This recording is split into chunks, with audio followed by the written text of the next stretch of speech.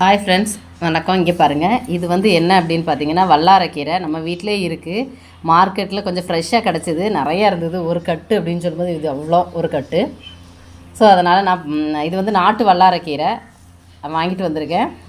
அதோட இலைகள் பார்த்திங்கன்னா இந்த சைடு எல்லாமே இந்த மாதிரி குச்சி குச்சியாக இருக்கும். ஒரு மாதிரி அந்த எண்டிங்லலாம் பார்த்திங்க அப்படின்னா இருக்கேன். இதுதான் நாட்டு வல்லாரக்கீரை. சீமை வல்லாரக்கீரையும் இருக்குது. அது வந்து வலுவலுன்னு இருக்கும், தாமரை இலை மாதிரி. பட் இது வந்து நாட்டு வல்லாரக்கீரை.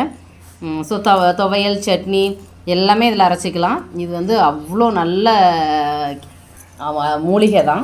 இது வந்து எப்படி என்ன சொல்லுவாங்க அப்படின்னா பிரம்மின்னு கூட சொல்லுவாங்க. மூளை வளர்ச்சிக்கு சூப்பராக இருக்கும் அப்படின்னு சொல்லி ஞாபக சக்திக்காக அந்த கீரை எடுத்துப்பாங்கன்னு சொல்லுவாங்க. எல்லா கீரை சமைக்கிற மாதிரி இந்த கீரை சமைச்சிக்கலாம். துவையல், சட்னி அரைக்கலாம்.